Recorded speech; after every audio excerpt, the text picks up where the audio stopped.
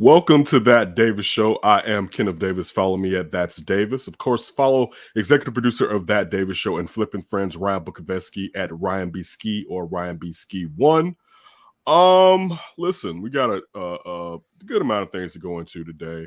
We have the Bulls lost to the New York Knicks on We Joe did Kim it to Noah him. night. That's us. On Joe Kim Noah night. We have that. Also, the injury news that Patrick Williams is going to be out for the remainder of this season with a dislocated wrist. So just for Bulls stuff and them going up against the Jazz to see what type of team this young Bulls team will become earlier in this season. We definitely have to talk about the Bears versus the 49ers and who do we think is going to win. Also, the COVID infection just overcome Hallis Hall. But more importantly, we have to talk about, since the last time we were here, we talked about John Doe. There were two John Does. Now there's just one. Cal Breach. And I had mentioned on Tuesday's episode, which I believe dropped Wednesday, or maybe it dropped Tuesday night. I can't remember. I think it dropped Wednesday. That I didn't think it was going to be too long before John Doe came out. It meant too much to not just that person, but how that person could affect other people that are victimized in the future and that have been victims right now, perhaps seeking out their own justice. Cal Beach, former Blackhawks Black Ace, which means that he's a minor league player whose minor league season has ended, perhaps as the playoff is commenced. You know what's a good equivalent? It's like varsity football when a couple freshmen get invited on for the playoff run. That's essentially what the Black Aces are. Oh, exactly. And it's like a September call-up in the MLB that gets put onto the playoff roster. Cal Beach was called up. I forget where he played before he got called up from Rockford. And Rockford, he said, got bounced in the first round, he believed at the time. But got called up, and Brad Aldrich, who we know is a bastard, invited him over. The video coach invited him over to help him with his work and pick out things that he needs to focus on. And he sexually assaulted this young man and threatened him with the fact that he could end his future in the NHL. And when Cal Beach went to seek out help from the organization that he played for the most part, outside of Coach Doug, I forgot his name, Doc Gary, I believe he said was his Doc name. Gary, a good instructional guy out of Boston. He said one of the best in hockey. Doc Barry was and is one of the only people that really tried to set this wrong right.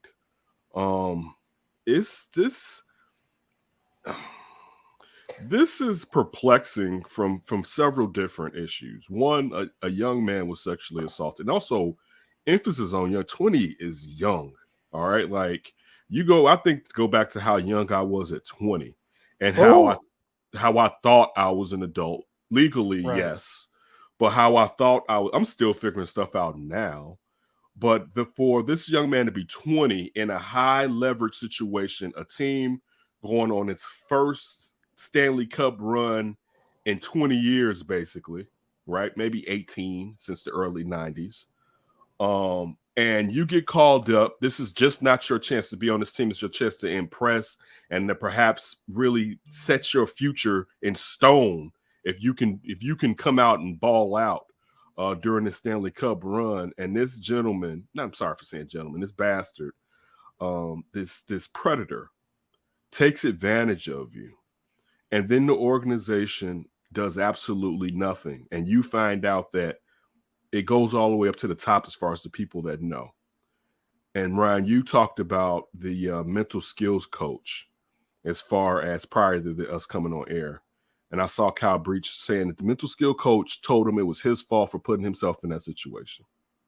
So then my mind, just from how my mind works, I try to figure out what angle is this person coming from, even if it's right or wrong, but in particular wrong. So how was it this young man's fault? So are you telling me that, and this is just an opinion of mine, you knew Brad Aldrich's sexuality, and therefore if Brad Aldrich was bi or a gay male, that any male that goes to his house seeking advice and a dinner, it's on him that he gets sexually assaulted because you should have known better? Right. Is that, I mean, like, what? I'm just trying to understand, because I haven't finished all of Kyle Beach's interview with Rick. TSN. With TSN. The funny thing that I only had the Sports Center logo on top of it. So it threw me off because I'm like, isn't this TSN? Yeah, but it's Canada Sports Center. You're right.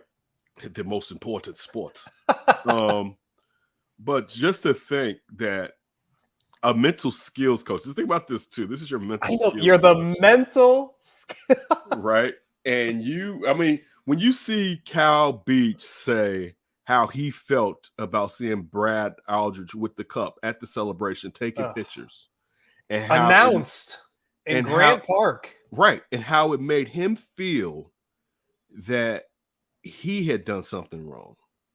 And like, this is a grown ass man. To see now at 30, 31, how, and he's right, how it affects him while he's somewhere in Podunk, Germany. All right. Says the organization is great and they're behind their players. So I'm happy for him there. That wasn't where he intended his NHL career to go. And I don't know if this would have happened, would he have been an successful NHL player or not. But I know he didn't get a fair shake because somebody was assaulting this young man. And the people that were supposed to take care of him did absolutely nothing. Yes. Absolutely nothing. And you're right. Like, there are leaks of things coming out, like people questioning like things about him at the time, being early 20s, trying to make, because he was a 2008 first round pick of the Blackhawks. So it's like when he's coming up in 2010, he's thinking, this is my first step in the next step of staying with this organization. You know, it's not like he's some like undrafted free agent pickup. Right. Like, you're a first round pick. They think you're going to be something. People were saying like, hey, it just doesn't seem like it's all there in his mind. Like, he can't put it together. Well, you think? Like, he's in Germany right now because these bastards didn't do anything to help him or protect him. Yeah. And then go think about how that also, how those people who know they didn't do right by you, but are fearful of information that you have about what they did, start to spread. And this is my opinion, but start to give people an inkling that perhaps you're not someone they should have in their organization, or you're not someone who may be trusted, or you're not someone that the things you say are actually factual.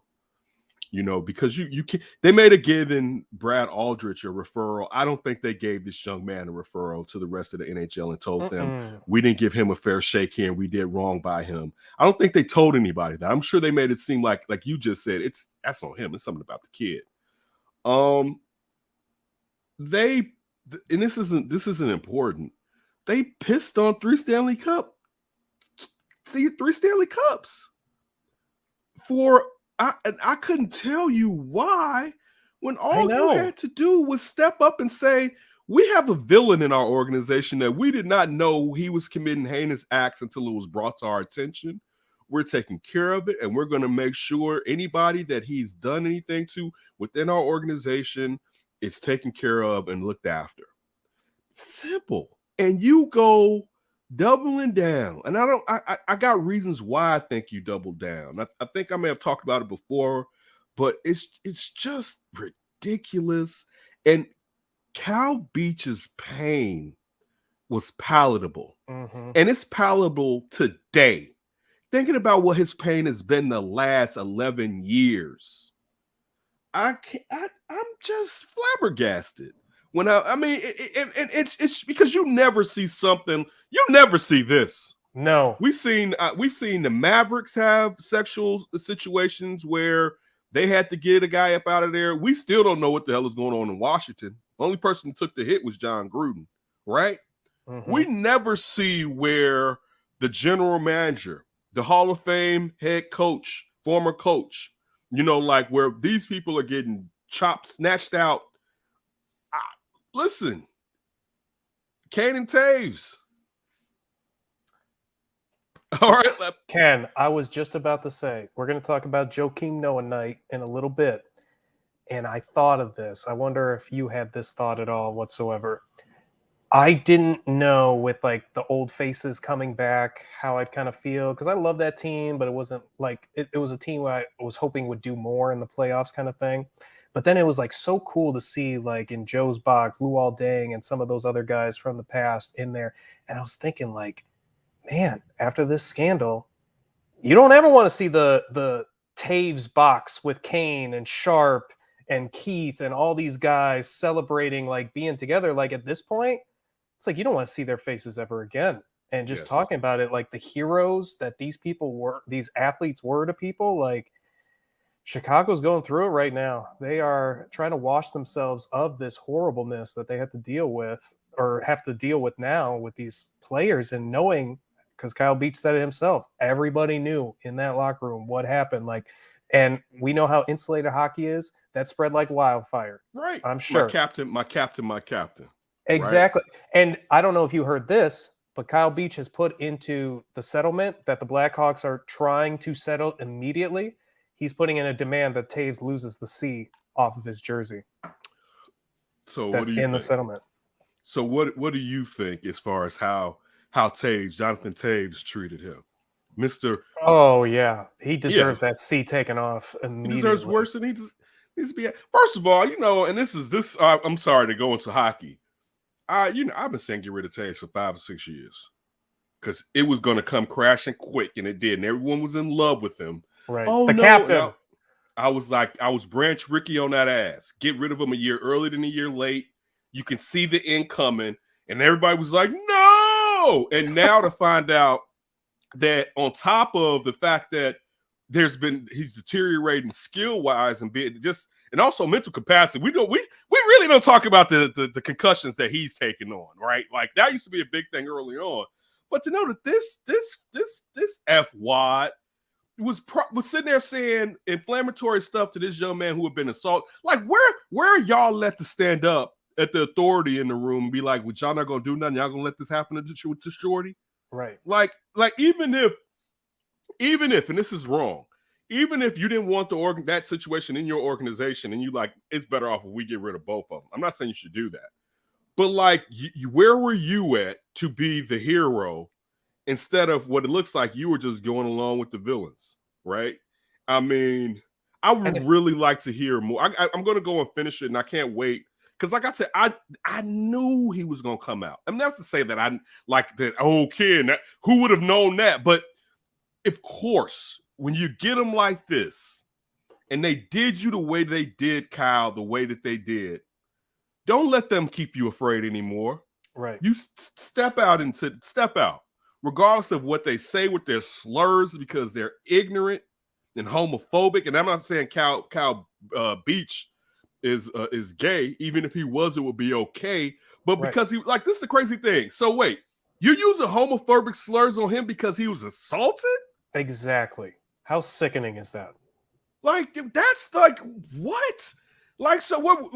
It's just what the fuck was going on that's a Maston? WTF. That's all you can think of. And like, okay, if you want to try to bring up some of this, Taves and Kane were 20 at the time, BS, whatever.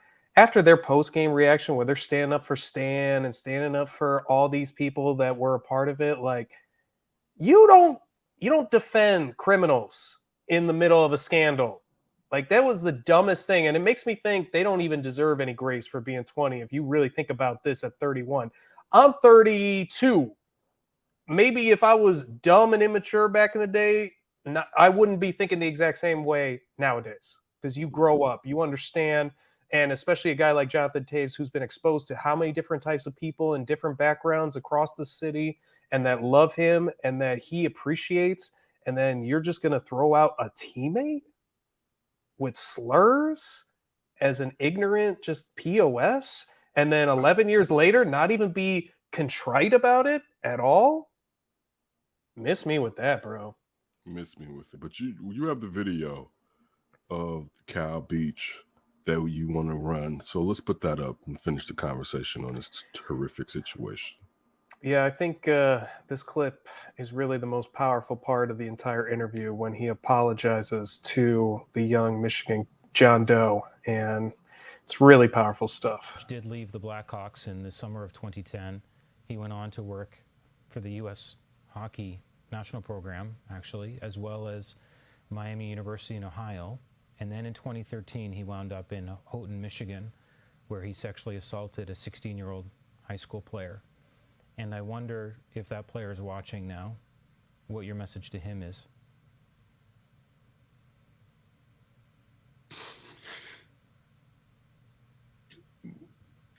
I'm sorry. I'm sorry I didn't do more when I could to make sure it didn't happen to him, to protect him. But I also want to say thank you to him. Because when I decided, after a teammate asked me about it, when I was playing overseas, and I decided to Google Brad Aldrich's name, that's when I found out about the Michigan individual, the Michigan team. And because of what happened to him, it gave me the power and the sense of urgency to take action to make sure it wouldn't happen to anybody else. So I'm sorry, and I thank you. Kyle? And I hope at some point down the road, if he's open to it, I would love to meet him. Because unfortunately, we share something in common that's going to be a part of us for the rest of our lives. So that was my first time seeing that part. I was watching it and I had to leave and pick up my kids. So this is just some observations. I wouldn't think that Cal Beach just became an emotional individual. He seems to be someone that perhaps wears his emotions on his sleeves, especially if he's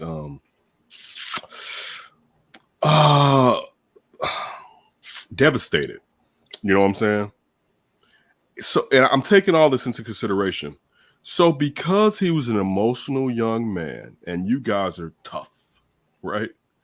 You deemed it his fault that this happened because he just wasn't this Spartan, right? And just like, because even if he was a Spartan, he still would have been sexually assaulted. Well, I guess to them, he should have beaten the shit out of Brad Aldrich and never let that happen. How could you? Right. And like, so it's not on the predator. No. It's on your reaction to the predator to validate or invalidate the predator's actions. I take it. And this is why you need grown-ups in the room. You know, people talk about diversity.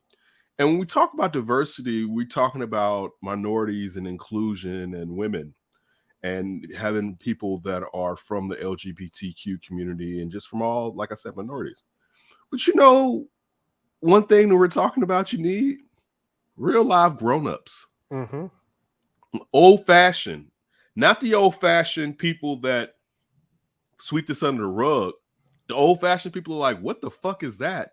And we need to go and talk to the cops because you know what's going to happen down the line. And I hate to say that you do right out of fear of repercussions a decade later, but you needed someone in the room to be like, so we're just going to allow this guy to stay here and we're going to give him a referral. Like, dude, they gave him a referral. Here's a ring. Here's a check. Here's a date with a cup. And here's a job. Get out of here, you bastard. So, and we talked about this on the line. It has so much Joe Pa on it. Like, here's a ring. So here's a picture with you with the ring and the cup.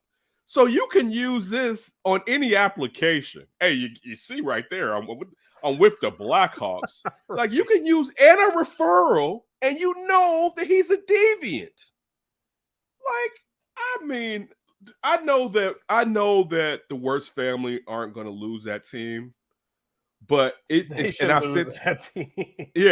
to. They need to, right? Because this is ridiculous. But it also, and again, I said this earlier today on Sean and Maya. It's not going to change anything. We're gonna in 2 weeks, we're gonna move off of this, and instead of really looking at the issues at hand, the breakdown here, and how to fix this so it doesn't happen moving forward, we're gonna move on to the next thing.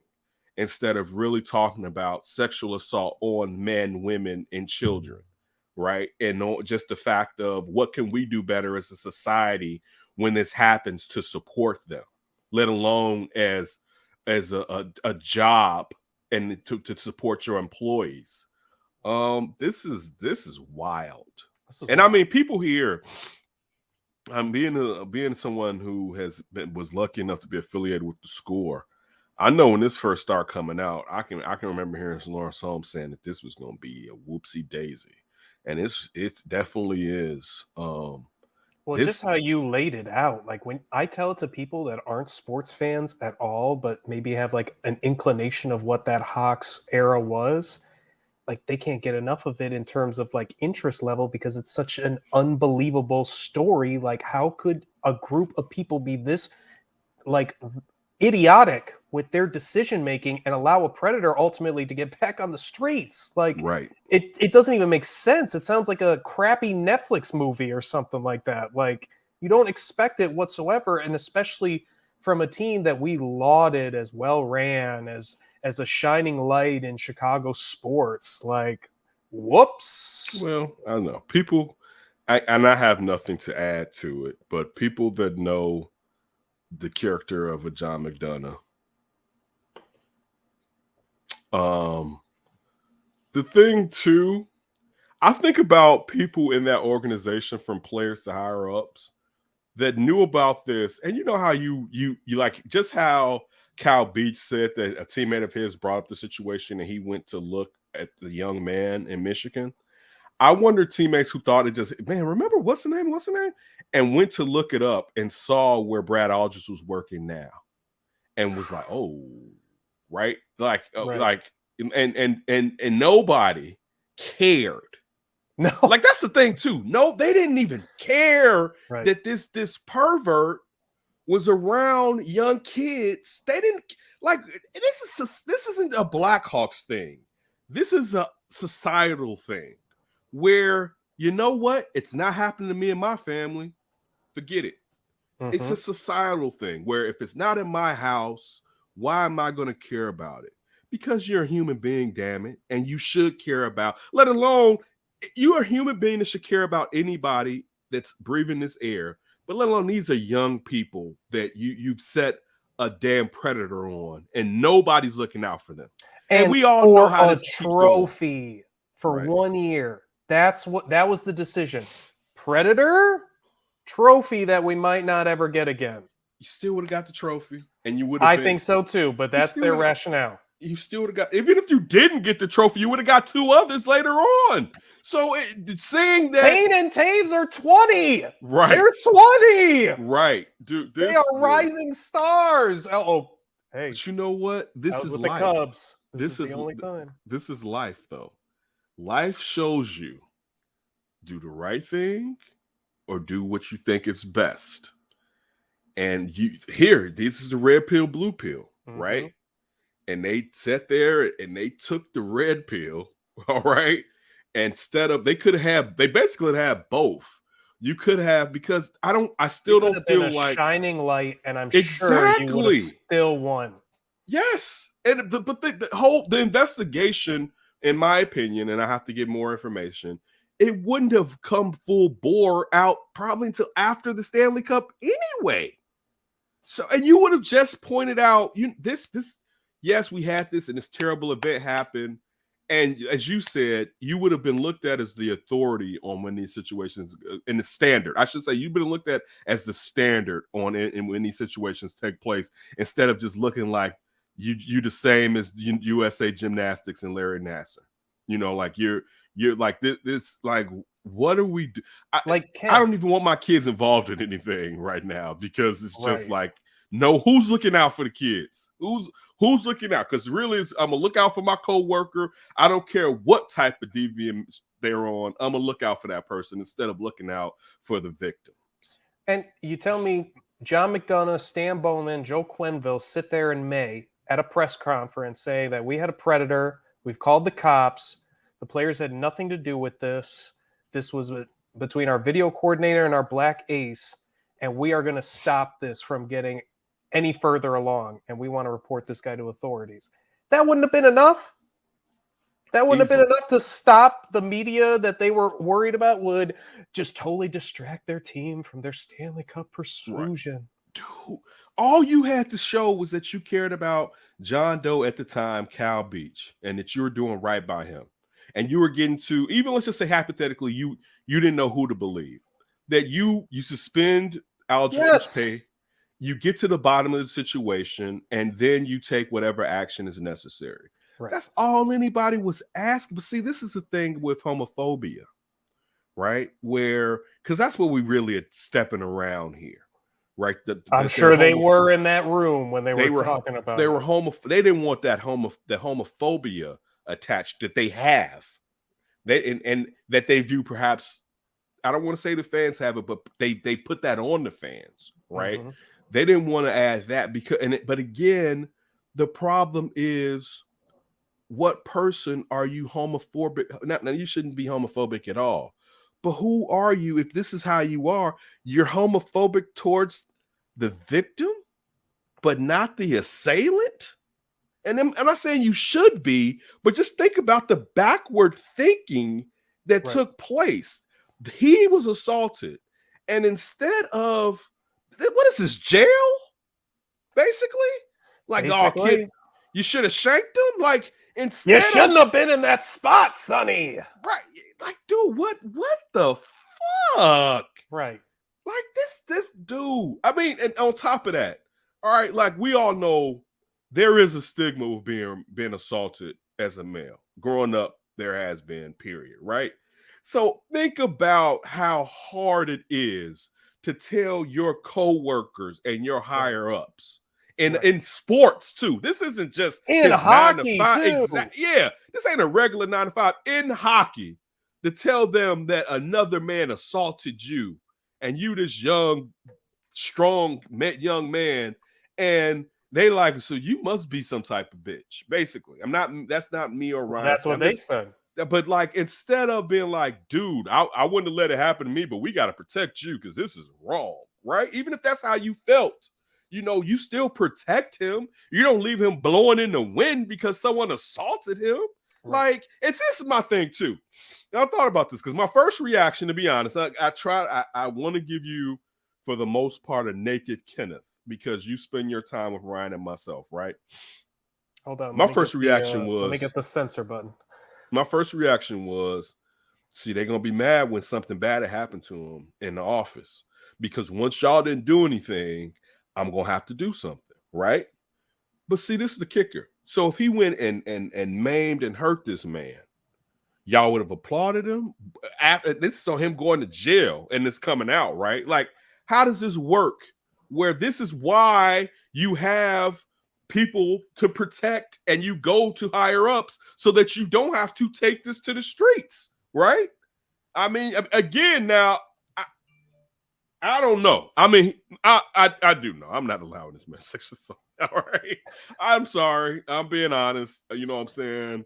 I'm just not. There's gonna be some tussling and some struggling. But in me saying that, I don't view that Cal Beach is weak because he's doing that. I'm just a dude from the south side of Chicago with the quick trigger, because that's kind of how we're built and how you got to move. So, and in a lot of cases, that quick trigger has and could get me in trouble. You know what I'm saying? But I'm so from my perspective, but I'm not saying that my perspective is how he should have reacted. Like, and again, I shouldn't even have went there, because that's not important to what we're discussing. We're discussing a person was sexually assaulted and he reported it, and it was buried for a decade. And at no point, even when, and I know that last year when we found out this was coming, that no one could pop out and be like, look, I'm really sorry, because they would have been throwing other people under the bus, basically. So now you got to go with it. But like you just said, that post-game presser, that was for Cannon Taves to get out in front. And I don't know how you're going to get out in front of something you've been behind for a decade.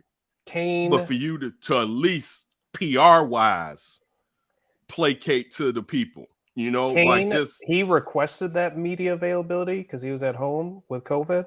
Mm-hmm. Didn't even watch the interview. and decided to defend Stan, who he was living in his house when he first started with the Blackhawks or something like that. Like Stan took him in when he had nowhere to go or some BS. And it's Protecting me just when I like, was in Wisconsin and doing all this craziness and right. other And so stuff that he I may have owes gotten away him, with. but like, come on, dude. Don't request media availability just to look like a damn fool. And Hawks PR has no control over this whatsoever. Dude, real talk. And again, Ryan wouldn't do something like this. But if Ryan did something like this and is breaking right now, Ryan knows I support him. But I'm not going to be out here looking like a damn fool. This is like, this isn't this isn't a person got into an argument with another person, right? That they were wrong in it or they were insensitive. This was a sexual assault. You know, like this wasn't something where it's a situation where it's like, oh yeah, I could understand that it got out of hand. No. This some, you know, if you followed that Davis show, all right, in any iteration from Dean Davis to the Flip, you know the things that are triggers here: murder, rape, all right, sexual assault. Those things are triggering, and this was a sexual assault. So this isn't time to come. Like if Ryan sexually assaults someone, I'm gonna be like, that's not the Ryan I know. But I mean, the proof is there. He was bugging, and something is wrong with him. Right. He made a mistake, and he should pay the penalty. Period. He should definitely pay the. Yeah, like it's just this isn't the time. And I mean, on top of that, this isn't like they just found this out. Right. Right. He could have done anything at any point in 10 years. This isn't like Ryan. I'm trying to figure out what I'm going to say. You knew for the last year, all right, that a reckoning was coming. All right. You knew that. And you've known about the situation for a decade, and you still fuck up. Like, what's this like, dude? Just this is an all-timer. This is an all-timer scandal in the sports it. world, and rip everything. It to shreds. Yeah, and it like a friend of mine on Sports Zone Chicago, journalist Jason Palmer. Jason was at the Blackhawks game Wednesday night, and he was talking about how the tickets were like $8. Yeah. I mean, these $100 seats.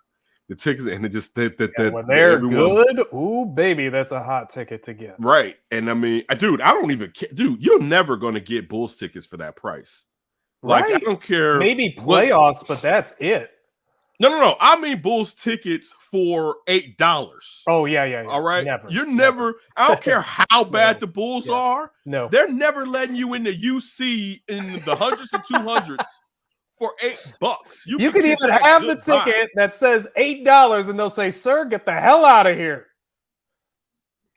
This is just wow, dude. This was bad business. But all right, Ryan, how about some happier news with the Bulls? Even though it wasn't that happy. Is it really that happy? I mean, to me, yeah, that loss sucked, but they kind of came back. DeRozan makes the air ball.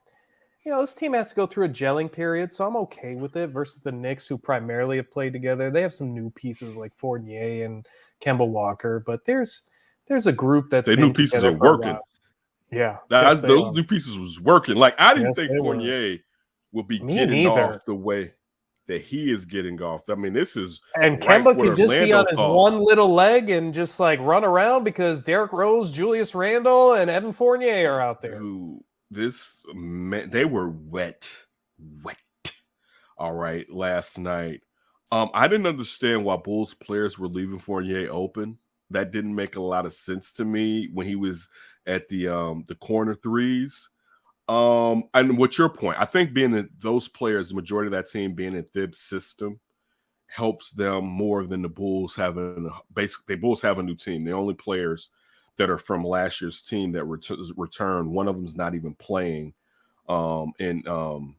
In Kobe White, and of course Patrick Williams' second year, and Vooch, and in Zach LaVine. Those are your only returning players from last year. So you got Billy Donovan and a cast of new guys trying to figure it all out. And as we've said on here, as long as the defense is balling, this Bulls team can be something. But I said it, there's going to be ebbs and flows with this defense. And it definitely came up yesterday. You can still see that there's a little bit of the separation between the Knicks team, which, again, I think the Bulls are more talented than the Knicks. But that's also, I didn't think Kemba was going to be healthy the entirety of the season. I think the Bulls' ceiling of talent is higher than the Knicks, but that was including Patrick Williams. All right. And let's be honest, too. And I'm a Patrick Williams defender. Patrick Williams really hasn't been playing that well. All right. And it's been a conversation I wanted to bring over here. And it became really apparent when they were facing Toronto and Scotty Barnes, who is this season's Patrick Williams. And Scotty Barnes was giving them the business as a rookie coming out of Florida State. Right. So there's something where defensively, some of the last games, there's been some times where with Patrick Williams, I'm like, okay, now. And offensively, even though there have been some good things too. And I'm not saying that it's good that he got hurt because you want him to play through that. But it was getting to the point, and I'll say it now, that I already thought, to be honest, that, you guys may need to start Javonte Green. And let Patrick take that spot from him rather than giving it like they did last year. And I don't think, and it's early for me, and I don't know Patrick Williams to say he's the type of person who, if you took it from him, wouldn't fight for it. I think he would fight for it, but you have given him a position. You did it last year when he was a rookie, and you did it this year on a team that's a lot better than last year's team, where at least last year you got the excuse of, let's see what we have. This isn't a let's see what we have team. This is a let's get in the playoffs and see what we can do, and then recalibrate to know after we find out what we can do, what we need to move forward and go deeper into the playoffs or into the championship. So that's what you have here. So it's going to be bad with P-Dub being out. They're going to have to make some moves. I'm not a person, because I don't think this Bulls team is a title contender where I'm like, move heaven and earth to try to replace Patrick Williams. Yeah, like that. No. So, and a lot of people are kind of like, man, you got like, what heaven and earth, by the way, there's no draft picks to move around. And listen, me and you said this on Tuesday's show. You already lacked a rim defender. So do selling out whatever now, you should have done that before, in all fairness, to resolve that issue, because you're not going to get it from Vooch. And even if Patrick Will playing power forward at 6'7" is still somewhat undersized, even though he's a wide body and athletic. They better. I need to see them come out and have a good game against a well-run organization like the Jazz. Still have faith in this season, but now they're facing real teams. We open up the season with some suckers. Yep. And enjoy beating up and punching down. And now you got to face some real squads and prove that you're really here. So we'll find out how good this Bulls team really is now after suffering their first loss of the season. Yeah, I think, there was some positives from yesterday, but it didn't feel good losing to a Knicks team that I thought they were much better than. And on Joakim Noah night, too, seeing all the old faces together. I got to tell you, Derrick Rose, how good he looks, was like, damn it. I had a little Derrick Rose damn it moment. Like, damn. How does every star we get since Jordan just like fizzle out, or we ship them out of town as soon as we can? It was that time. One I understand, but it was just time. Still like, damn. I'm with you. I mean, to think what was supposed to be. I really don't. Hitting threes now. I know, right? I don't really think about it, to be honest with you, because there's been so much separation as far as time. I just appreciate it. You know, like seeing Joe made me appreciate an era of Bulls basketball. And this is the thing, too. This is my problem with the Bears. It's not about winning championships. It's about how strong and how willing you are to build towards them and how diligent you are.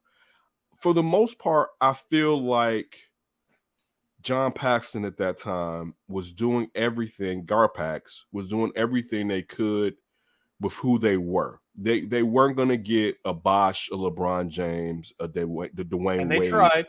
We tried, but they weren't. They didn't have the equity to get those type of players to trust them with their legacy, right? So you ended up with the Carlos Boozer, who was the fourth sexiest option in that free agency period behind those three and Amari Stoudemire, depending on how you rated Amari due to his knee at that time with microfractures. Which I definitely had Boozer ahead of Amari. So you got, and Boozer, let's not forget, Boozer was offensively efficient as hell. He was balling that playoffs right before Yeah, he came. It was just that you knew defensively he was going to shrink. Give me that, Joe! Right, get that rebound, right? Oh my goodness, right? I do miss that. Give me that, Joe! And then punching the referee in his unders, yeah. But don't forget that breaking game. his hand on the wall. Yeah. Oh yeah, tripping over a bag, quote unquote. My hand is broken. But they were trying, and that, so I go back to that era. Did they get it done? No. But were they close? Yeah, especially one year, especially the first year. The year D Rose won the MVP was their best chance to win it all before Miami could figure it out. Eastern Conference Finals Game 1 was so glorious. Oh, just destruction. Before LeBron switched off on D Rose. Yep. And then LeBron decided, I'm going to be super clutch in the playoffs from now on. Right. In a story. Right. That was the start of it. But I still appreciate that era Bulls basketball. Going from where they were before, I was thinking about and just watching them after, talking about Adrian Griffin and the body and Ben Wallace, telling then was it the other Jim Boylan? Was it the other Jim Boylan was in charge then? Or was it Adams? I can't remember. But telling them like when Joe was either late or something and Joe was suspended a game that he needed to be suspended more games. I remember thinking like, who the hell are they? Especially Griffin. Because I was mad because the Bulls brought him back when they could have had what's his name, J.R. Smith, and they traded the Pelicans, and they just sent J.R. Smith straight to Denver, right? Right, and they brought back Adrian Griffin. So I was always upset. What's the shooter ball handler with athleticism? Right, it's bad for the culture, right? He played under the rim around here. And I said that to you other day. That really straightened Joe out, and I thought Joe was going to do some silly stuff a couple more times. I'm sure he did, but stuff that caused that reaction from his vets. And Joe was straight after that, and he started to become the Joe that I thought he would become coming out of Florida, because I love me some Joe of Florida. I went in thinking like, man, who is this dude, right? This old goofy ass kid. And I'm watching him and Al Horford, and I was watching I think I was watching Stacey King in the game talking about, was it Stacey King? Saying that Joe wasn't skilled, that his skill was effort. Well, honestly, that's what a lot of people are saying, that his hard work gave him offensive skill. That's his handle. First of all, he could handle and pass coming out of college. And Stacey did say that. 4 or 5, right? But 4 or 5, like him and Al Horford used to lead out on the break so much in Florida. That's what made me fall in love with them, getting the rebound and taking off and initiating the offense. That's what made me fall in love with both players. And I knew Al Horford was more valuable, and I would have taken him, but I wanted Joe. And to get Joe, and I looked the year before, I wanted Tyrese Thomas. But if I had to choose, I wanted Joe over Tyrese Thomas, but Joe didn't come out into that draft. Joe went back so they could win another, and they did win another. And I was telling Kenton that, dude, when they won back-to-back, you wasn't supposed to be able to win back-to-back. No. And you still see now nobody wins back-to-back. Right? I mean, it's crazy to even think about. With even one when game, kids stayed in school, you didn't win back-to-back. One game, you're out. You have to win, what is it, dude. 8 in a row? They won like 9, 10 tournament games in a row. What does it take? Listen, that was one of the last time Greg Oden was healthy. And there was and Greg Oden gave them the business in the national championship game. But those guys kept coming at him. Greg Oden was giving them the business at Ohio State. But they kept coming, and they proved why they were the champs, and they became back-to-back champs. But when just to think about Joe being the heart and soul of that team, it makes you feel good, because I was thinking today, is he the second best? If we had a ranking of Bulls center, is he the second one behind Artis Gilmore? Because Johnny Red. Yeah, he's better than Johnny Ricker, I think. He's better than Johnny Red Kerr. Ooh, okay. I Okay. do. I think if we look at the stats, I'll run the stats real quick. I'm trying to think, because definitely I would put him, it's either he's 3 or 4. I don't think there's anybody else I would put ahead of him in terms of a center. Maybe if they kept Elton Brand for a while. I guess he was more power forward. He's a power forward. And also, and I thought this too, Johnny Red didn't play for the Bulls. I thought that while I was looking, I was like, I don't think he played. Also, he averaged 13.8 for his career. Okay. So, and that's from 1954 to 65. So, the golden era. Yeah. But primarily Johnny Red Kerr. See, Johnny Red Kerr was the Bulls' general manager. How many peach baskets did he hit that year? Oh, 54. Wet. Like, but yeah. So I think Joe. And I mean, this also tells you the Bulls don't have a history of great centers. But I mean, I think I will put him. I can understand somebody maybe put Bill Cartwright ahead of him, but I think I'll put him ahead of Bill Cartwright. And yeah, I think so too. And I will say, but man, Bill Cartwright, let Patrick Ewing show up. You needed him. All right. Yeah. It's like, damn, Bill Cartwright can score, right? Like, I mean, from playing with Patrick Ewing and them being a Twin Towers at a point, when he saw Patrick Ewing, Bill Cartwright was like, I got something for you. I'm about to get me a couple right here, right? But, and Luke Longley, because Luke Longley's backdoor pass was something to behold. But and Luke Longley was never the same after the body surfing incident. But yeah, I think I would take Joe. If I had to, I would take Joe over both of them. I think Artis Gilmore, just being a hellacious athlete, is the only one that's above Joakim Noah. And again, we don't have a great history of centers in Chicago, and it doesn't matter because we had Michael Jordan. Right. But, right. Third on the all-time championships list because of that man. Right. So yeah. Again, getting back into last night's game, it's a growing experience. I hate the fact that they lost Patrick Williams. And tonight's game or yesterday's game when this drops versus the Jazz. Today's game. Okay, today's game. Listen, this is a measuring stick, and you need to go out and show. And we also need to see that this team doesn't go through long lulls after a loss. You know what I'm saying? So I'm looking for them to bounce back. They need to figure out. I think Tibbs also. This is the problem with Tibbs. Tibbs has given other teams a blueprint on stop Zach, stop DeMar. And you knew this was gonna happen sooner than later. I've told you how much I loved him. Lonzo's gonna have to come off of I'm not scoring. You're gonna have to score, dude. You know what I'm saying? Like teams are gonna leave you alone if you just play point 24/7. You're gonna have to be a scorer. Outside of just being a pure point guard. And how about Vooch? I feel like Vooch, like if Zach and DeMar ain't getting it, give it to Vooch. He was getting it early on. Like I felt like they kind of went away from him too soon. And I agreed with Stacy too. I would love them to mix up that pick and roll at the top of the key with Zach and DeMar. Like let them try to go one-on-one. Don't bring up that extra defender and let New York play that pick and roll. I don't understand why, like, we act like this is the new NBA and that a pick and roll has to be set with the big. Like, did you ever have to do that in eons, damn near? So when I see it, it's like, why? I'm like, why aren't you just running pick and roll with Zach and DeMar? Right, and put Vooch on the 3. He can shoot it out there. You can create the space you need. Yeah, so I'm definitely, I definitely agree. Yeah, it's going to be interesting to see them versus the Jazz, a team that's clearly better than them, that's got it going.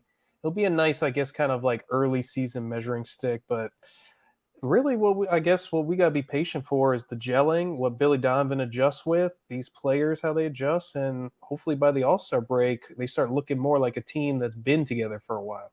Great. I totally agree. Great point. Also, they need some road trips together. You know what I'm saying? It's just to piggyback what you're saying as far as the gelling and team building times. They need those road trips and to go through those hard times to really appreciate one another and to form that bond that can help them down in the long run. Mm-hmm. And boy, if they can figure out some of these things, Pat Williams is going to be a tough loss. if they can just survive and get Kobe White back and really like take another level of just being offensively potent with your first and second units, I think they're gonna be a strong team. I'm with you. I think they will be, but I still have to hit the brakes a little bit because it's the defense. It really goes into how tenacious they are in the passing lanes. Mm-hmm. You know, like and see the problem with that is kind of like interceptions in football. It goes Right. like you go up against a good quarterback in Julius Randle, and all of a sudden you're not getting as many interceptions. Mm-hmm. Yeah, great point. So that to me is their dedication to the defensive side of the ball will definitely impact the wins and losses this season. And if they're dedicated to the defense, they should be one of they should be a 5th seed, I feel like, in the Eastern Conference. I guess it's that Bears taking on the 49ers. You think Justin Fields is right? Is the breakout coming? He's feeling the breakout. I hope he is. I know, and I said this on Under Center, that's what Darnell Mooney, and he referenced his junior year at Tulane. At the beginning of the year, they were only averaging over 21 points a game. By the last 5 games, it was just under 30, and how that he feels the same way he did then, that they were getting close to it clicking, and that it clicked. I don't know if that was with a red shirt or a freshman quarterback that he had at Tulane. What is Tulane? Are they in the MAC where you got probably 5 or 6 guys you can attack on the opposing defense? So like, yeah, I don't know. I would hope so though, you know, and it's got to come somewhat, right? Like we got to see more from Justin Fields and the entire offense, even though it's explainable why they're struggling. Yeah, and you got Larry Borum returning. Shout out to Berlissimo. He was hitting me on the low. They got this contact with Larry Borum, and they're getting all this information beforehand. Ugh. The only problem I have with the Larry Borum thing is he's gotten like major injuries twice already this year. Like, yeah, but the first one though, no, not the first one. The one in the first game when Peters went down, that was just a freak injury though. You know what I'm saying? Like it wasn't an injury where he was untouched. You know, I think when someone went low and he kind of hurt his leg, he hurt his lower extremity from a cut or something. Yeah, it was a high ankle sprain. Yeah, so that one I'm with you. I'm paying attention, but that one I won't blame him. Now, if it continues to happen, then yeah, I got to switch and be like he's injury prone. But I mean, just looking at last week and what they did with LaShavia Simmons out there, who didn't even know he was going to be out there. Bless you. And without even having Alex Barr, who you were using at tight end as a down lineman, not even have him help protect him or send Cole Kmet over there to chip. I mean, like, we don't chip here in Chicago, Ken. I mean, but that's a huge indictment on everybody that was involved in the offense last week. Like, what? Like, did you forget who your offensive line is? And I mean, that wasn't even forgetting. Jermaine Ifedi is out. Elijah Wilkinson was out. You got a 7th rounder who didn't practice all week, and you're thinking we're just going to leave him on an island and this is going to work with the makeshift offensive line against Jason Pierre-Paul and Shaq Barrett, Vita Vea, like. Dude, like it's fun to think about the Bears. We didn't even mention the linebackers, but like you really thought that was the recipe for success? Can I be a fly on the wall in the game plan room when they decided, okay, we're not going to chip this week? First, listen. Just listen. I got an idea. Right, like that was. Oh, you know, guys, we done Max Protect the last 2 weeks. I don't think any team's going to see us coming back with the spread. Maybe we should get rid of these chip plays. Yeah, man. The Bears are Are they going to win? I actually think they're going to win. I think so too. They're a better team at home. I have the Bears as of right now. Now this prediction can go bad by after Sunday. I have the Bears in the next 2 weeks going on a 2-game winning streak. By the way, did you hear Kyle Shanahan's record with Jimmy Garoppolo versus without him? Oh yeah, it's crazy. It's like 28 or 27 and like 8 or 9, and it's like 7 and 28, 30 I or believe. 40. Yeah, 7 and something. 28. But I mean, okay, you traded for him thinking that he was going to be good. Also, because when people say that, it's like, man, you need Jimmy. I'm not saying you don't. What he needs is a capable quarterback. Yeah. Right? I Like mean, that's what he's asking for. But what he wants is someone who exceeds being capable, and that the scheme doesn't have to be the key to everything they're doing. They need someone who can just win as far as what they expect Trey Lance to be, win when it's necessarily an unstructured play. You know what I'm saying? Or just it's kind of like when on Star Wars, when they went from droids to clones. And it's like, yeah, you can program a droid to do all these things, but sometimes I need a guy to just have it in him to figure out how to get it done without me telling him how to get it done. That's what Kyle Shanahan is looking for under center. Yeah, he needs that guy that can be great off play as well as on schedule and when the time he needs to be there. Because he's usually had quarterbacks with the timing, but if the play breaks down, end of the play. And that's what they loved about Trey. And hit Emmanuel Sanders when he's down deep in the Super Bowl. Unfortunately, that was one of those on plays, and it wasn't on in. Yeah. At least it was better than the Super Bowl with Atlanta, where hey, forget running the football, dude. I remember hitting up my boy who is a huge Tom Brady fan, and I remember just like, man, y'all are getting killed. God. And there was this dude that was at this party that was at, right? And he was talking so reckless, and all of a sudden he was just so quiet majority of the Super Bowl party. And then Kyle Shanahan, who I love, and Matt Ryan just wet the bench. Throw Dan Quinn in there like we do with Pete Carroll. You're the head coach. You know what the call is. Can we be like, hey, let's run the football, fellas? Dude, I mean, at one point, Matt Ryan has to audible and realize, like, dude, right? I know what we're trying to do, and you're looking out for me, but Devontae Freeman, here goes your MVP. Right. Like, you know how many MVP? There's 2 Super Bowls that the Patriots got because people were trying to gerrymander MVPs. Right. Right. They were trying to get like their Russell Tom Wilson. Brady. They were trying to get Russell Wilson over beast mode, and they sit there and threw that right to McCourty, I believe. And then they sat there with Matt Ryan, and because Devontae Freeman was going to be there, they was like, well, Matt Ryan, the MVP this year, we got to make sure that he can get this. Right. And like the crazy part, you're doing this against the Patriots. I know y'all are kicking the Patriots' butt, but you have to remember who you're playing. Right. Like get out of there. Get on the bus. I was about to say, get it done and then do what you want. But get double zeros and then start acting a fool. Don't act a fool still in the match. At least to be fair to the Seahawks, they had one on their finger. You know, they already got a ring. So at least if you're going to be ridiculous. But that one compared to having 2 defines an era. I'm not defending what they did. I'm not saying even you. I'm not even saying you, but it makes the Legion of Boom. Like, think about where the Legion of Boom would stand in defensive if they had 2 Super Bowl teams. If they had 2, right? Like it's just Baltimore only got 1. Bears only got 1. All those teams only got 1. The Bears, Baltimore, the Tampa Bay. Now they have 2, but not from that team. The Tony Dungy, 2 different hateful defenses. man team, hateful Chucky team. Yeah, but you know, like you only those defensive teams only gave you 1. But just like imagine if the Bears, the Bears of 80 Bears won 2. You know what I'm saying? Like it's just you. But the Bears didn't even have an opportunity to squander as far as getting back to the Super Bowl. And it's not even squander. Like these teams, the Super Bowl was over. It's even worse. Even though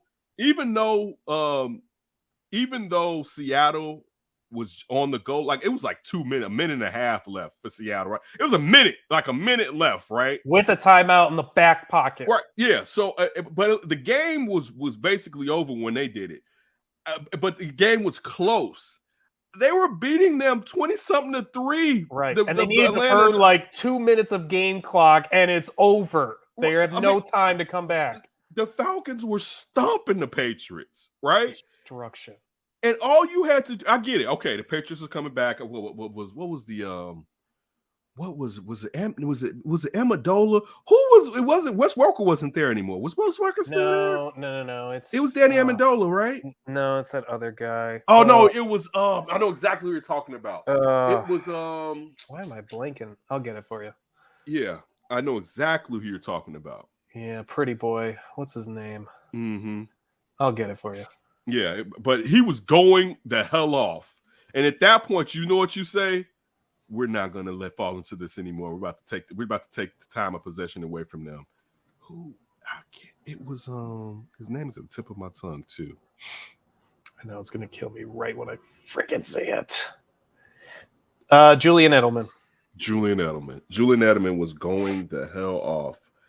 That's when he got all that Hall of Fame. Like, should he be in the Hall of Fame? Julian Edelman after that season. Oh man! But anyway, going all the way back to this Bears team. I hope Kyle Shanahan watched this segment, by the way, because we said that all this our preseason review. I didn't trust that the 49ers were going to be healthy, and last year was just last year. I said I thought the 49ers were going to be hurt this year. It didn't seem like a fluke. It seemed like it was an epidemic, and they still haven't solved whatever they're doing with their training or whatever they're playing on in practice. They haven't solved it because it's an internal issue that you're having this many injuries to these guys. And losing Jimmy, they probably wouldn't be this 2-4 team if they had Jimmy. They'd probably be a little bit better. I agree. Yeah, totally. I mean, even they're always on their fifth running back, but this whole season they've been on their fifth running back. You know, like are always on their fifth. But it's just you're like you Mostert is going to give you about 3 starts and then go out, and he was out from. It's like the Morstead rule. He'll give you 3 games unless you cut him and bring him off the street, and then he'll play the whole season. Exactly. So I think the Bears are going to win. What about you, Ryan? Yeah, I think so. Like, it's a little weird without Matt Nagy. I don't know if that's a bad thing necessarily for the Bears, but I don't know if that's also a thing where it kind of messes with the rhythm or groove. But they got to win. They got a couple games left before that bye week, and they can't go on like a 4-game winning streak going into that bye week if you're Matt Nagy. That heat is going to be hot and you mean losing heavy. streak? Yes, sorry, losing streak. Because they've already lost 2, and if you lose 2 more, you're 4 into the bye week with a really tough schedule the rest of the way, too. Man, Matt Nagy shouldn't be back regardless of the outcome of the season. I totally agree. I'm not saying you would disagree. There's just no reason to continue this joke. And I mean, you got to think about it. It's a gamble if this dude's ever going to get an offense going at this point, and it's a bad gamble. Yeah, I don't even think it's a gamble. I mean, it's a gamble like you could put all your money on Red 13 or whatever and maybe win. This one, whatever color and number you want to assign to Matt Nagy hitting, it's not even on the board. Sir, the table is over here. Like this would have to be Matt Nagy finds himself with one of the best quarterbacks ever, and it clicks. But really, it's that quarterback just knows what to do with, I guess, Matt Nagy's playbook. This isn't going to work. This is never going to work. Not here, and I really doubt anywhere when it comes to Matt Nagy being the offensive play caller.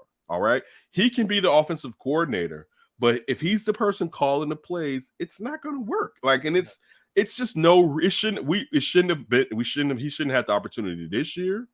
All right, so that's on management, and he damn sure shouldn't have the opportunity next year. And if they bring him back next year, regardless of what takes place this year, it lets you know they don't value what you feel whatsoever. And not to say that companies should automatically value their fan base or the people that they're selling their product to, but it gets to the point of where you're being disrespectful to those people with what you're presenting them. And this has exceeded being disrespectful. His offense has never worked outside of parts of the first season. And don't be a fool if you're the Bears. Everybody around the league is saying you have an actual dude at quarterback. Everybody lauded this pick. Everybody thinks Justin Fields has got it. You watch him play. It hasn't been the giant breakout games, but he looks so much better than Mitch in these first few games of his career compared to Mitch. Like, don't mess this up. This is your chance. You've been waiting to actually have the guy in the building. You got him in the building. You got to finish it. Yeah, I'm in total agreement with you. I Get totally rid of agree. Nat Nagy. Get a guy that He's has someone done it who's before. done this before. It's time to grow up.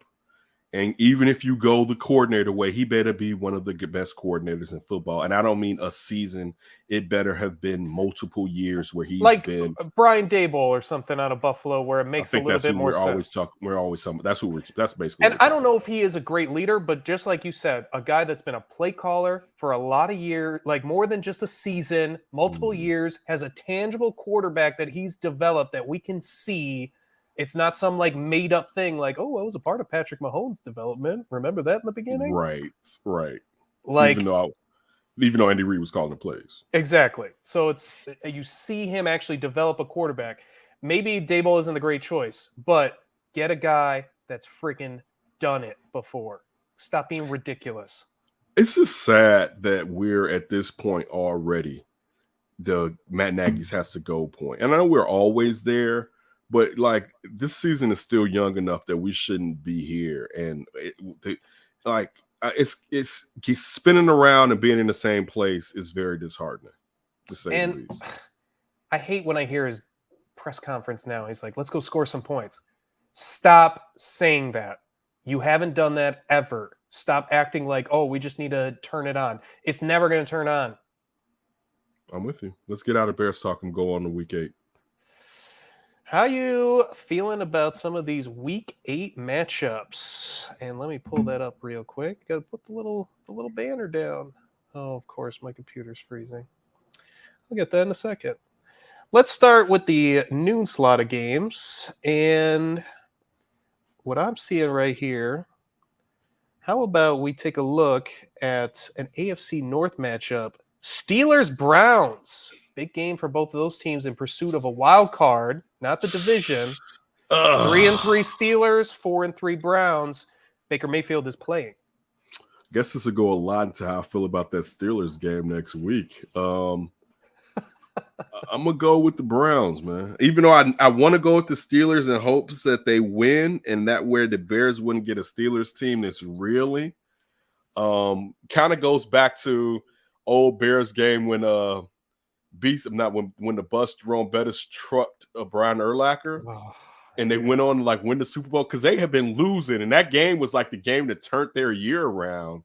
Bears played well in that game. Couldn't score schnit. Right, and I hope we don't have a situation like that. But yeah, I'm gonna go with Baker Mayfield and his non-throwing labrum being a little bit better. Yeah, and they get Nick Chubb back. That's a recipe of success for the Browns. I got him starting. I got Nick Chubb starting, and I don't have to worry about Kareem Hunt taking away. Right. Yeah, he's getting definitely. the full load. So it's going to be, I think it's going to be a game that the Browns win, and they're at home too. So you would think that they're going to win. Right now, the spread though is Cleveland -4, and you get 3 for being at home. So they think this is pretty close to a pick 'em right now. Right. There's not a lot of great games, unfortunately, in that noon hour, but there's a nice little pocket of games in the 3 o'clock. Let's start with the Chargers hosting the Patriots. 3-4 Patriots. Don't give me that face. Bill is great against young quarterbacks. You're right. I mean, I should just go with whatever you say. So what do you say? I think it's going to be a close game. I think the Chargers ultimately win. And even look at the spread, -4.5. So only a 1.5 for being at home. I'm going to go with the Chargers are going to definitely beat the Patriots at home. I think it's going to be a little bit closer than people would expect. And I kind of look at that Tampa Bay New England game, how well they were able to compete with Tampa Bay. Yeah, but see, my only issue with that is Bill knows everything about Tom Brady. But Bill knows everything about beating young quarterbacks. I'm not saying he doesn't, but like he knows everything. Like, do you know how much of this offseason he was preparing for that game? Yeah. Oh my God. Like, I bet nobody would admit that. He would never admit that, but as soon as the schedule came out, he was like, "Oh." Why do I think he had like Tom taped on his mirror and every Come on, morning dude. Like, if you don't think he was implementing things for that game. Guys were like, man, why are we even putting this into the system? You gonna find out later. Like, He even knew about it when the opponents were released. Like, I'm gonna draft Mac Jones just to have my own Tom Brady. exactly. Show him. And I'm not even gonna move up to get him. I'm gonna stand pat. Right. I could trade up and get Justin Fields, but nah, I need to get Tom Brady. Right, another Brady. Yeah. What other games? How about Tom Brady going on the road against the Saints? Saints have any chance of winning the division? They got to win that game. Nah, son. Don't even. Nah, son. It ain't happening. Oh, listen, the only thing is Lattimore and his ability to shut down Mike Evans, which affects my fantasy roster. Dude, Boy. I got what? No, go ahead. I got Tom Brady and them beating the Saints. Jameis, the Saints are gonna be looking for a quarterback pretty soon. The Jameis stuff is not gonna work as far as being contenders. You can't do it with Jameis Winston. So Sean Payton's gonna find somebody that he can use as his vessel of QB in the not too distant future. Man, what is going on with the NFL? Last couple of weeks, it's been hard to do these previews. Not enough matchups that are salivatable. I don't understand what's going on. It's these buys. I mean, look at this. Monday night, I don't even want to bring this up. Chiefs are hosting the Giants. Big whoop. I guess we'll close out our preview of Week 8. Vikings hosting the Cowboys on Sunday Night Football. You feel like the Vikings can upset the Cowboys? I think they have a chance, depending on how well Dalvin Cook can establish that run. I mean, they have the receivers that can do it, and I got Kirk Cousins playing this week, so I need him to do the damn thing. I'll go with the Cowboys because just looking at what Michael Parsons has done this year and how well Dan Quill has gotten that defense to play compared to last year. And Dak is balling. I drafted Dak last year because I knew Dallas offense was going to be stupid. And when I hear people be like, yeah, we finally see Dak was doing this last year, playing out of his mind. But I was fearful of what's he going to stay healthy this year. So I was like, I can't touch him. You know what I'm saying? But Dak is balling out. It's like, it's ridiculous what he's doing now. Like he has ill skill players, but it's him. You know what I'm saying? Like the throws, the timing, when it's him. I'm definitely going with the Cowboys are going to beat the Vikings, but I do not think they're going to blow the Vikings out. Now, the Vikings have an offense that can definitely stand this game against the Cowboys, but I think the Cowboys have too much going for them right now. Yeah, I agree. The Cowboys kind of impressed me a little bit. They might be a little bit of a fake NFC contender, but Dak's doing it. Like you said, Dak, I'm impressed with Dak right now. I cannot lie. Listen, talking about waiting to pay him, and not to say that cap wise, and we know you can massage the cap, but still there won't be ramifications down the line that paying him that much money won't affect what you can do with other teammates or other players coming to that team. But he's giving you your money's worth. Don't get that twisted, man. He is giving you every cent of that contract right now. Right. You can't even think about moving on from him. Like that would be a huge mistake. No, look, dude, Tony Romo wasn't this. No. Right. Tony, and he's still improving enough where he's going to probably hit another even level once he gets more of what. Because Tony at his peak was when he mastered the position, but the body broke down at that point. When he was young and slinging he didn't have a clutch gene either. He did not. And if anything, if he had it, it was very late. Right. But yeah, Dak is, it's nasty. What Dak is doing is nasty, right? It's filthy to say the least. You ready to wrap up the show? Let's go around. Let's go up for grabs, man. Just one question for you. Can you think of a World Series you're less interested in than this one currently? And I wanted to take Chicago World Series out of it. So no 05, no 2016, but what's your favorite World Series matchup? That's a good question. My favorite World Series. And luckily, thanks to Chicago baseball, we can just eliminate 2 seasons and eliminates like over 200 years for both teams. Right. Don't have to worry about those 80s championships. That's a really good question.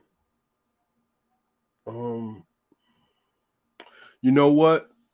This one could be if Dusty wins. What? Yep. Oh, man. Because in all fairness, most of my teams that if because I'm trying to think like when did someone that I want to see beat the Yankees, and I'm not a Yankees hater, right? Diamondbacks for me. Nah, see, I wasn't out. That Diamondbacks team. Wait. Is that that's not the big unit team with and Kurt. Oh yeah, that was it. That was my team. That was but a lit World they Series had right they there. had the only problem is you had Luis Gonzalez was on that team. Who hit the game-winning hit over Mariano Rivera and was allegedly full of roids. Yeah. And I just that never really sat well with me because I felt like one of them got away. That was probably because this is what I was trying to do.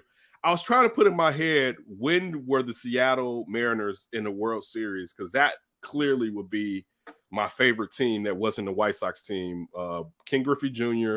brought me to Randy Johnson, and Randy Johnson, Ken Griffey Jr. brought me to Sweet Lou and to Edgar Martinez and to all those guys that were on that squad that I loved as a kid. I loved the Mariners growing up, and it easily made me an Ichiro fan. That's what I was thinking. So it had to be that one with the big unit, even though, and it hurt because Schilling did so much. Right, came back on short notice. Like I mean, they both did. Yeah, but it was still a little bit more Kurt Schilling. Probably. I'm a Randy Johnson guy. To be fair, I think it's only a little bit more Kurt because he started Game 7 and Randy relieved it versus the other way around. Yeah, I went so that one probably is it until if Dusty wins this one will be my favorite one. And I'm just being honest. I'm being honest. Hey, that's cool with me. I'm thinking the only other ones that Houston cheating ass over the Dodgers, that was a pretty good World Series to watch. I'll give it that one, even though a lot of cheating going on in that one. Also, you know what? I'll also say this. I like the fact that Clayton Kershaw had finally won one. I didn't want him to be one of those greats that was a great that basically Clayton Kershaw had his own era and to not win one. You know what I'm saying? Like, so that I will say that pandemic World Series that the Dodgers have, I do like that one for Clayton Kershaw. Ooh, that's one of my least interested in World Series. I think it's because of the fans not being there. Okay. But also, I mean, you being a Cubs fan, and hating the Dodgers. Yeah. So like, because it'd be different if this was like a team that the Sox battled in the playoffs, or even if we didn't battle them, they were viewed as another contender in our division, then or league rather. Then yeah, I'm not going to have an affinity. But sorry, I just thought of my least interested World Series. I'll give you one: Marlins Yankees in 2003. God, could I care less about that dumbass series? That was one of my favorite ones. I can still listen. I can still look at that guy.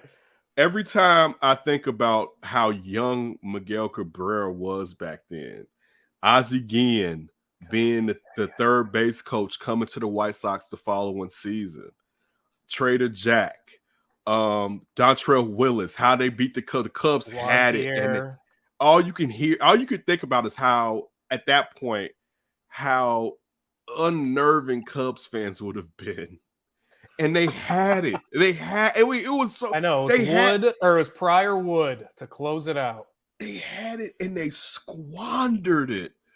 So I had to see that ruined the life of Steve Bartman see that implosion, and then the team that caused it to go on and win it all.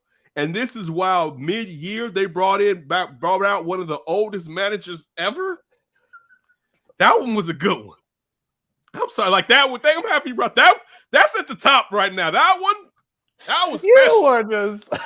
I mean, you gotta understand back then, man. It was hard. It was hard in these streets, man. It was hard. It was so hard. Because I mean, look at it. The Cubs had the whip as far as the talent all around, but they were still a year early. Yeah, but they were still. People didn't think that year. People thought they could because Dusty had redid the culture, but people didn't think they would. And they was like, screw this. We're going to do it this year. Why not us, right? Why not us? And to have it and to have it going your way and it lined up and you wet the bed in the biggest way possible, that one was woo. crazy, yo. That was crazy. Yeah. Come on, what else you got for me? You keep bringing good ones out. I'm trying to think. Oh, I loved personally the Angels Giants, Dusty's first World Series. Yeah, I did love Dusty that one. Getting a little bit ahead of himself, thinking it was a wrap. Trying to think which other ones were I a fan of. Another Go ahead. personal one, Phillies Rays. Even though I wanted the Rays to win that one, Joe Madden's first World Series. I was gonna say I root for the small market teams, but the Royals. small market I was all teams usually about don't get Royals it done. Giants. No, I wasn't. I definitely wasn't. And I'm not a Royals hater, Oh but yeah, I that's right. I definitely wasn't.